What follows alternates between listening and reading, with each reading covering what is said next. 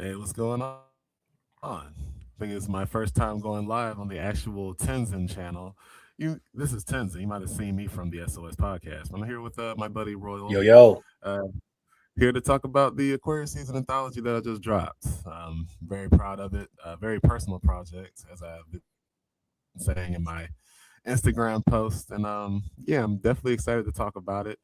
Uh, I was able to catch him right before I hike too, so that's how it's going to be a very chill, good Sunday. Sir, yes, sir.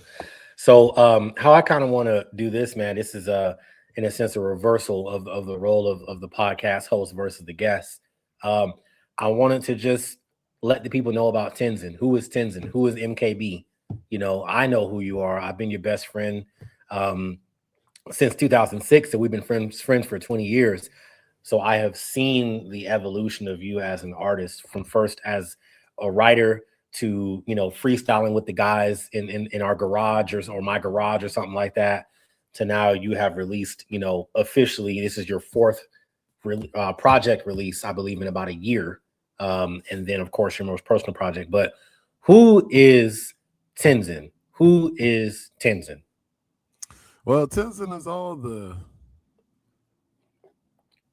things that I can't say, within conversation, but somehow, as far as writing a rap about it, it can come out clearly. But like I said to other people, like I got that name from an anime, and it was called Basilisk. He was like the main antagonist. The thing about him, he could never die. He always adapted, and that's how I felt about especially this music journey, just always having to adapt to, like, from different, whether it be like my mindset or what equipment I used, or my writing style. It was always having to adapt in some way. And yeah, like something could happen where you would think it kills me, but it doesn't. Um, but you mentioned MKB earlier. Mm-hmm. My first rap identity. That was obviously most known bastard, but it was also like my first and middle initials.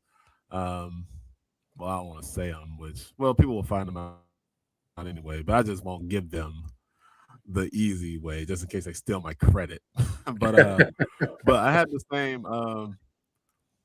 same idea, which I didn't know at the time, but I guess I had the same mindset as MJG, because I think that was, Marlon Jermaine Goodwin. I think that was his thing. So yeah, so I was kind of like, yeah, MKP, So yes, that was my first rap name, and but over time, people would just always call me Tenzen because that was on Instagram. Yeah, So Tens and Lives, right? Tens and mhm. Lives was your one of your Instagram handles. And So what? actually, like, I'm sorry, and I had that name since Xbox 360, so that's Tenzen Live. So Mm-hmm. Tens and Lives on Xbox. That was your gamer tag. So mhm. what inspired you to start writing? Not just raps. I'm talking about writing, journaling, writing. What inspired you to do that, or was that an outlet for you as a kid? So yeah, going all the way back to elementary school, you know, we all had those language arts classes where it's like, oh, write a story about this. And I remember like one of the stories I've written was Captain Bill, and it was actually kind of a hit with my classmates. Some of them actually kind of liked it. It was like, see, that's the thing. I didn't know about Captain Underpants at the time, but that's kind of how it was. But basically, it was a very silly character. He was like a superhero that I just crudely drew because I just could not draw whatsoever. Like, I like kind of just circled in for hands, for fists, or whatever. He was just a figure with the letter B on his chest, and his sidekick was a duck named Scout. So he was kind of like duck based. He was like, but it'd be like you got to use your vocabulary words in the story. So I'll just be like, "Hey, he's perpendicular to the city," Yeah, yeah. something You just like that. okay. Yeah. Just a way, But just that was like your original way of being creative, right? And then using right, kind of the stuff you were learning in school to be creative. and like as a kid, I watched TV like a lot. and I used to try to do different voices, especially when my uncle, peace be upon him, like introduced me to Ace Ventura. I used to always mimic him, be like, "All right, I can't do it no more." Like, "All righty then," Yeah, but yeah, like obviously playing with your action figures, you were always, as a youth, especially a youth that was like an only child. I always think about little scenarios. Yeah. So, but yeah, as far as like the Captain Bill story, like that really inspired me, or at least that kind of let me know, like, okay, I got something going on when it comes to literature. So, yeah. And then how did that translate eventually into rapping? Like, were you inspired by artists that you were listening to at the time? How did that transfer into now rapping as a style of ooh. communication, of artistic communication? So the funny thing is, like, I always loved rap, but actually, my least favorite units in any language arts class was the poetry parts.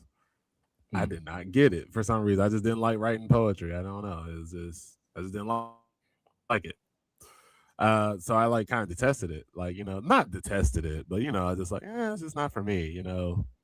I liked writing long, drawn out stories.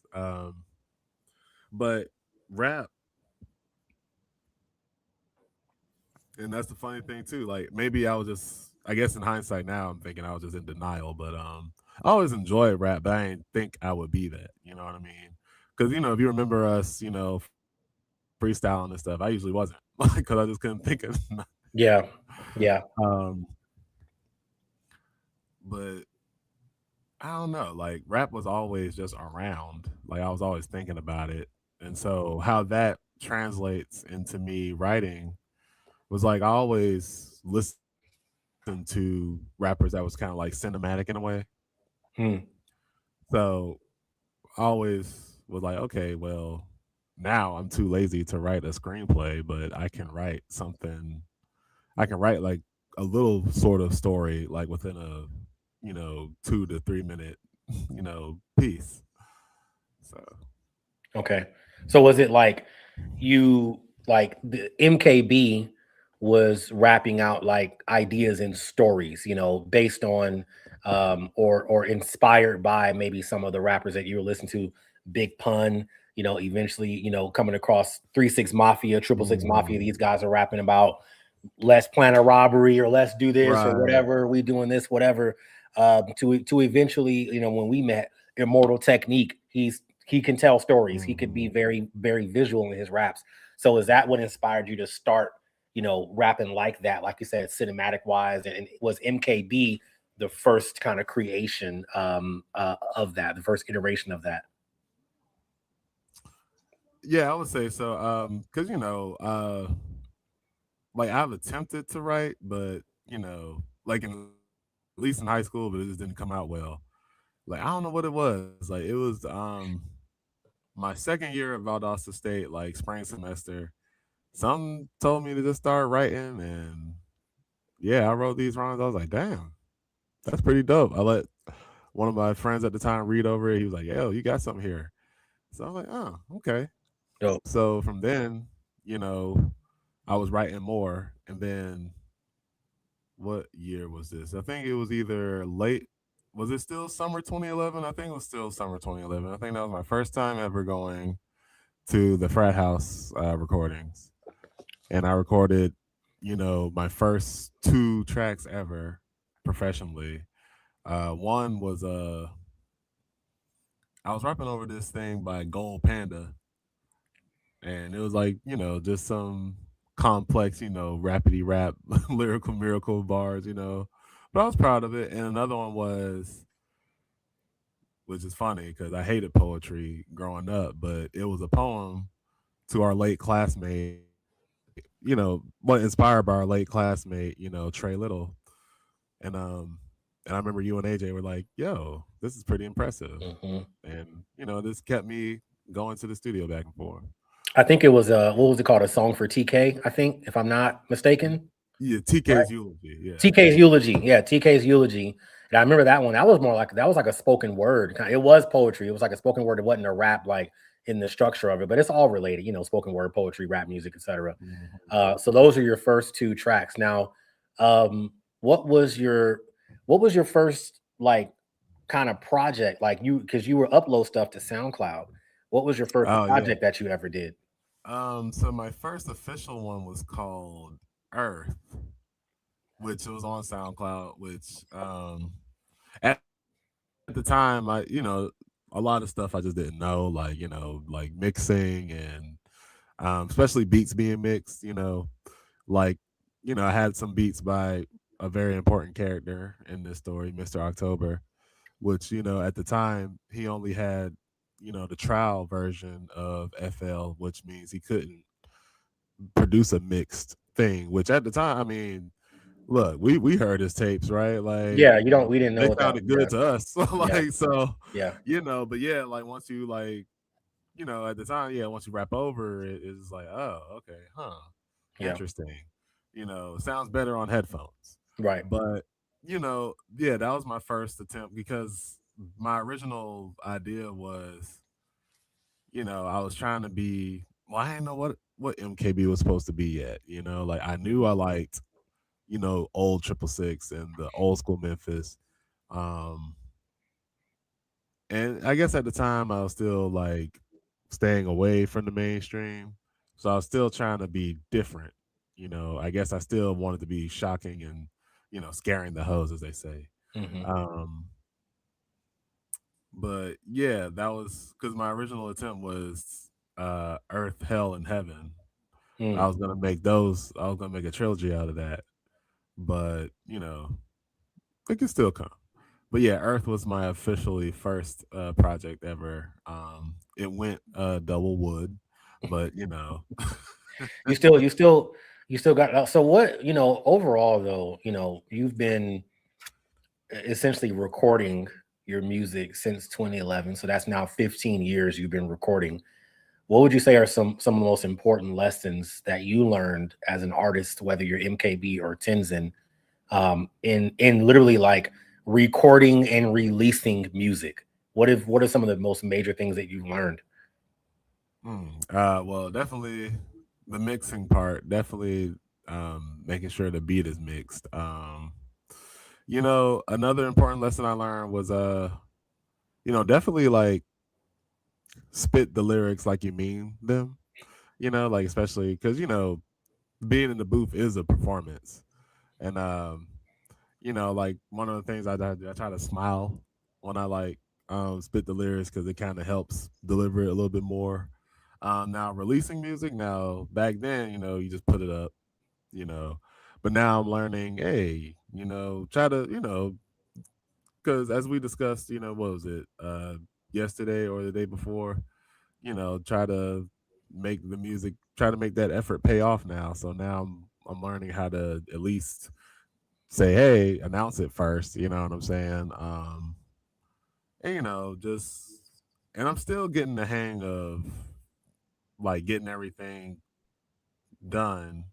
Like I have to say, like despite a certain element of the rollout missing, I have to say this is probably like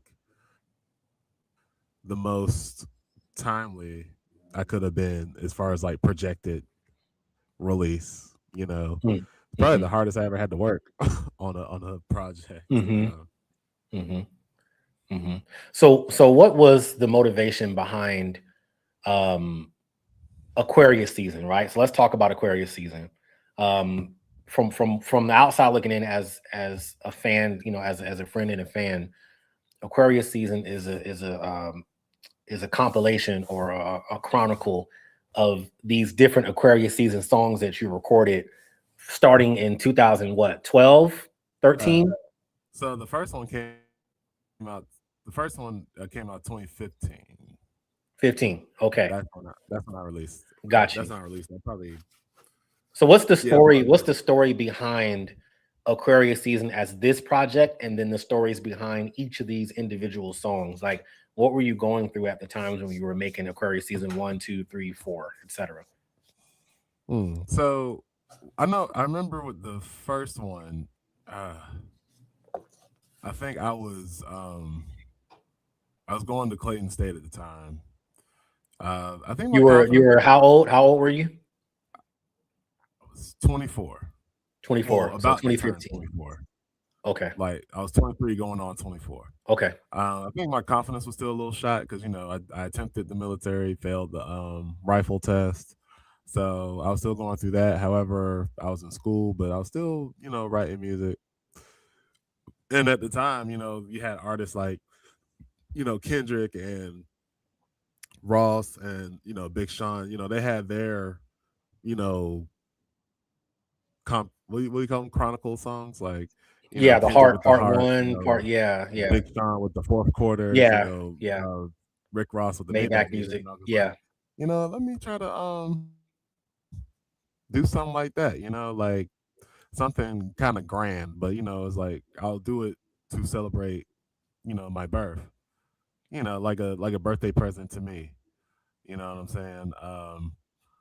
And I so that's how I got to the Aquarius Season 1. Um, so I was like, yeah, let me just pour what I need to pour into this, and I was just basically just rapping what I was going through at the time. I had a part in there about scraping the resin out of my grinder just to get some sort of high going, and it's like, and it's funny, like listening to that song today and thinking back, like, wow, okay, man, I was really going through it. But it's like I was proud of it, but for, I just didn't have the confidence yet because I was still thinking like, oh, I might sound stupid, like I don't know about this auto tune right now because I was a so funny story about that. So when I got back from my attempt at the military, I was still recording with Frat House Recordings. However, uh, the person at the time who was running it, he was having legal issues. So I wasn't necessarily going to Frat House. I was recording at Omen Agency under a engineer named Matt. And, he was just cool with, that person I was working with. So through him I was able to get, that guy's prices, but just record over there, which was kind of neat because it was like closer to me at the time. Because we lived in Conyers, so the Omen Agency was way closer to Conyers than Frat House was, which was on Delk Road. But but yeah, Mac was, he suggested that, and also the turn this bitch out ad lib. Hmm. So so Hmm. that's what made it stick. But but yeah, it's just I wanted to try something. And, it was like I said, it was 2015. So it was back in those days where beats and lyrics was still like, like a good mixture. Hmm. So that's what I was trying to achieve with that, as well as just, rapping my ass off like Kendrick would do or Big Sean would do. Hmm. So with Aquarius season, like this current project that you have right now, these are not the original recordings. You re-recorded these songs, and just for the audience so they can know, we have a good friend named AJ, named also Mr. October, and he would make these incredible futuristic sounding beats at the time. He will upload them to SoundCloud or email them to us or whatnot. So what you did is, even when you originally recorded those songs, they were recorded over those unmixed Mr. October beats. But what you did for this current version of Aquarius season is you had your producers recreate those beats in respect to Mr. October. And then you re-recorded those songs. So you're recording today with today's confidence and at that time the flow and the writing style that you were using. Is that's correct? Yeah, you hit the nail right on the head there. Which is funny because like I thought this was definitely, especially the music part, I thought it'd be more of a layup than what it actually was. Mm, But yeah, turns out, shout out to Mr. October, he was so good at the craft that, like, and the Chemist is a group of 4 producers, mm, and they were all, and it took all of their head power to recreate those beats. And BZ, that's the main one who I talked to. He went to he was also a Rockdale alum. He was saying like, yeah, man, your boy made sure he could not be, Replicated. get replicated Yeah. exactly. Yeah.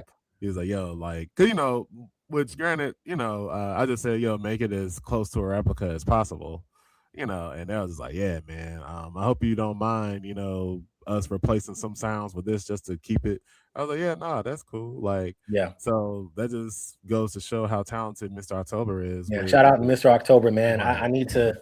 I've been wanting to. I have a iCloud folder of just some of my favorite songs from him that I just listen to every once in a while, and I'm like, man, I got to figure out how to just, even if they're unmixed, just upload them to YouTube for the world to hear because it's some fire. He no longer, well, he's not making music at the moment, or he's not, putting out art in that form of art at this right. moment. Who knows what he could return to in the future? So, tell me a little bit about, you know, how did it feel to be re-recording and reciting those lyrics from that time with your current confidence, breath control, etc. Like how did it feel to be re-recording those songs and revisiting those moments when you were writing them? You know, getting up to it, I was definitely like I had to re-listen to them like, over and over just to, Mm, get my memory back with them, which surprisingly I still could remember those songs. But it felt good. It felt like taking a trip back to the past and revisiting all those years. Um, especially part two, like I think that was probably like the cool one, right? Like my coolest one. Like how effortless I was, like with the word playing, and then my older brother uh rapping that too. But yeah, it's I don't know. I felt like an archaeologist basically, just but for myself, just like recreating these monuments to my past work. You know. mm. What was, so you have four Aquarius seasons, 2015, 2016, 2018, Hmm. right? And then Yeah. 2025. 5? Well, 2025? 26. Yeah. 26? Okay. What was the most impactful one? Which one has the most impact on you personally as Marcus? Mm. I'd say 1 and 4. Hmm. Uh, one just because that was just like the first step, and I think that was probably like the first rap that I wrote where I was, you know, pouring myself into it. Just getting out what I needed to get out. Because, like I said, just listening back to it, I was like, wow, thank goodness I did have rap because, yeah, I ain't know how I was gonna keep that bottled in my head. And 4, that one is an important one because, obviously with my uncle passing, it just sort of it kept me like kind of grounded. Like, it made me it was more like an appreciation of life, and also just that being able to come back with it. Like, just like, yes, this is I guess what makes 4 so important too is like 4 is in a way it's like, okay, yeah, this is Tenzen now. Mm, Like, you know, not the final form, of course, because we're always evolving, but mhm, this is like the mark of Tenzen like coming out, like, mhm. So, you've released four projects in the last year and some change, right? So, starting with Grandmother's Basement, which is your first official release on like the DSPs, Apple Music, Spotify, etc.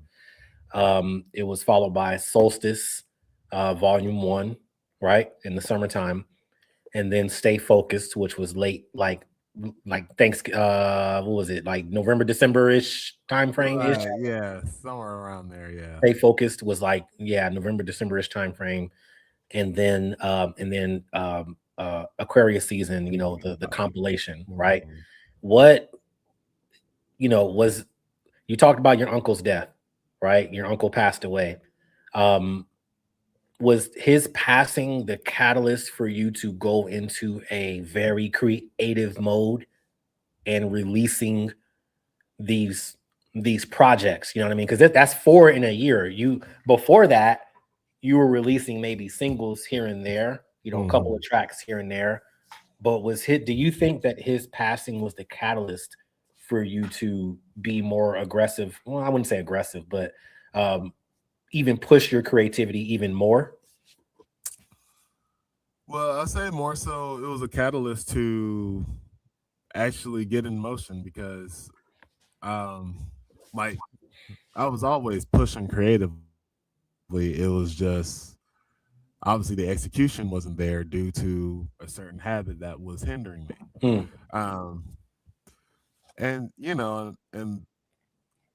and it sucks to have to say that, but with his unfortunate passing, that habit with that habit no longer hindering me, I was able to execute more. So getting out to the showcases, performing, recording, recording with a purpose now. Like actually actively promoting myself, you know. I guess it really freed up, just I'll say like it was like I guess I was unchained, I guess now, if I can put it that way. The habit no longer had a hold on you. Like, if obviously, people um, who use substances, right? It could be either to cover something up, whatever, deal with pain, whatever, trauma, whatever that could be. But if you, especially if you have a talent or something or anything that you may need to do, it could hold you back. You are chained to that habit. That's just the reality of it. And once you let go of it, unfortunately, through the passing of your uncle, that's a significant event right there. You could have, and we talked about this personally on the phone, you could have spiraled into a whole deeper level and would not have come back. That would have been it, right? Instead, you made the decision subconsciously, and I say consciously, to go deeper into your work. You are unchained now, and now you got to execute more. So you're talking about performing, going to the showcases. Um, you go to R Bar. You now you put out four projects in a calendar year, in a 12-13 month time frame.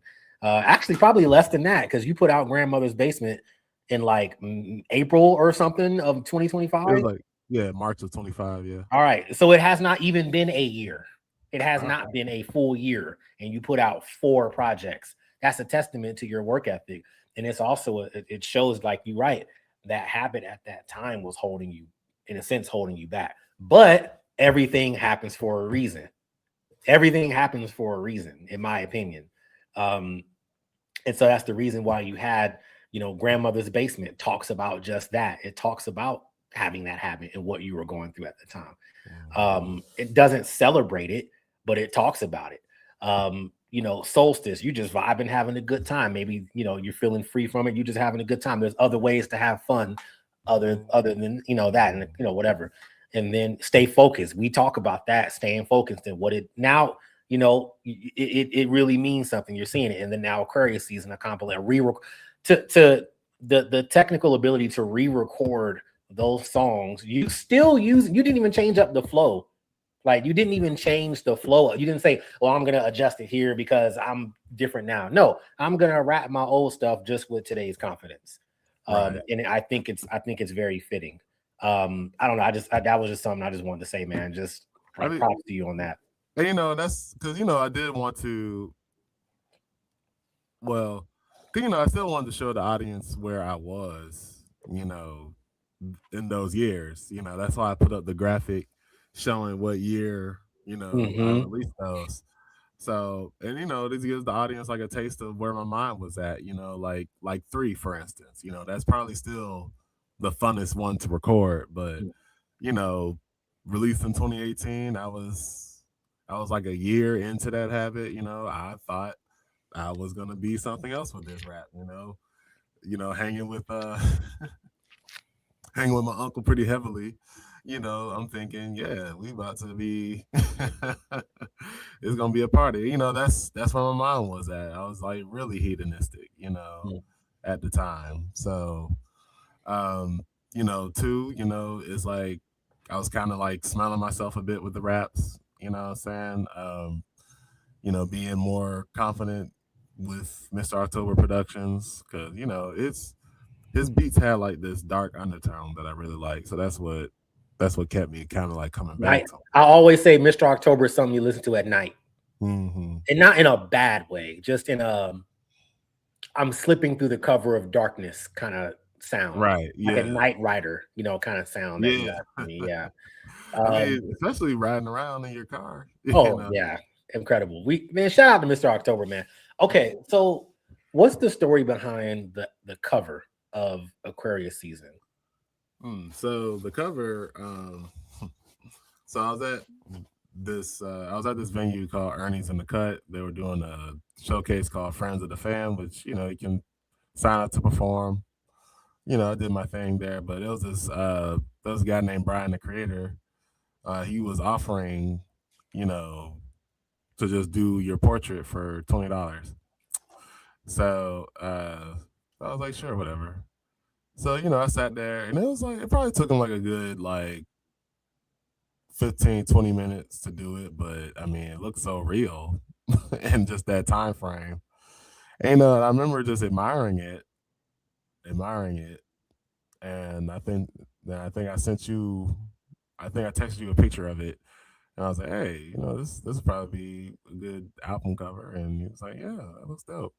So, and here it is. I like, had to mess up the water supply a little bit, and I put it through Chat GPT, and Yeah. was able to get like a good little album cover out of it. So yeah, like so, shout out to that artist. But it's crazy, like you say, or like anybody say, you're like living your purpose, stepping in your path. Like some things will just come, and I liked how that album cover just sort of fell into my hands in a way. I mean, for Mm, $20, but that $20 turned into album art. yeah. So You shout out to know, that. uh, that brings up like a good point too. Like when you let go of that habit, you started operating in your purpose, right? And we talked about that over the past year. That staying focused, etc. Um, that was $20 that could have been used elsewhere before, right? Mhm. How much do you think you have invested in money and time, you know, gas, whatever, in this craft over the past 12-18 months? Like, if you had to put if you had to put some kind of number on at least the amount of money invested into your craft, because for I'm saying this to the people who might be watching us, like, oh man, I'm nervous about getting started. I gotta pay for this stuff on my own. Well, hey, if you got to do it essentially. But how much Yeah, how much money and it's. time would you I say? mean, it's definitely. I mean, it definitely past 1,000 because you know I got 3 music videos Mm-hmm. total. Uh, you know, 400, uh, 400. Was That's 1,200 right there. that's You 1,200. Then Yeah, then I had studio to time. studio time that definitely added up. Yep. See 25 an hour, but how many times I had to go? Mm-hmm. So, but I mean, but I usually go in 2 hours, so that's like what, $50, Mm-hmm. like $50 to $75. Mm-hmm. Hopefully that clock's not too loud, but So I so bring that up a yeah. point, right? As an independent artist, you have to invest in yourself, right? You do. Mhm. You have to invest in your craft to be able to put out the music if you're going to remain indie. And I remember listening to a Killer Mike interview where he was talking that last album that Killer Mike did that got him a Grammy. He said he invested initially, I think, about $500,000 into that. Like, he's Killer Mike. Killer Mike is Killer Mike, right? He was already rich or whatever. But to do the thing that he wanted to do independently on his own, how he wanted his albums to come out with his vision, he had to invest in himself. He kept saying that his wife Shay kept saying, like, why do I keep seeing $80,000 come out of the account? Like, what's going on? And he's like, I'm working on something. And that's exactly what he did. And so this is more so just to the independent artists out there, independent creators. You have to invest in yourself. You have to invest in your craft, whatever that may be. The time going back and forth to our bar or to other venues to perform. Oh. Hold on one moment. Yeah, you good.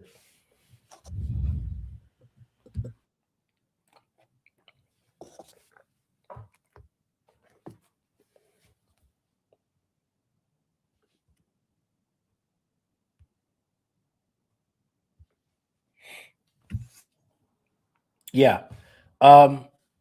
Actually, no, you're good. I had another question I wanted to ask you too, is like, before we wrap up, but what is the importance of, what do you think is the importance of community and reputation as an independent artist, building your profile? Well, I mean, I mean, community is very important, for sure. I mean, definitely got to get in somewhere, and also, if you find the right community, like you can find different folks who can help you in different ways.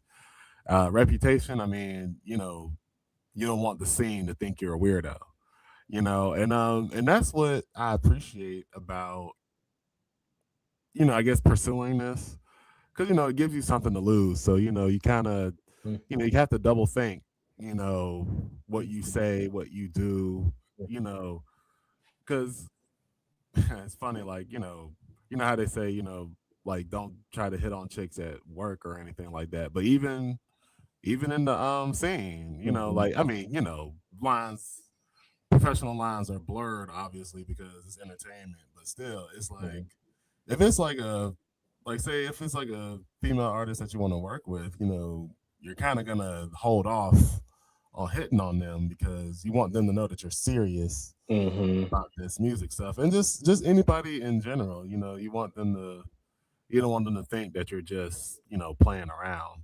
So yeah, man, community and reputation definitely goes a long way. There was a lot of times where, well, I told you this story. Another important lesson I learned in this game. Like, granted, it wasn't nothing bad or reputation killing, but I remember I told you I went to this venue, after our bar. I was already kind of up there with the drinks, but first strike, ordered that Long Island. Second strike, drank it too fast. Third strike, had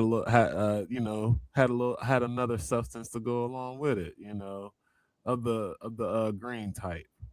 Man, I told you I had to sit on one of those couches and be like, be that fucked up old guy, at the club, right?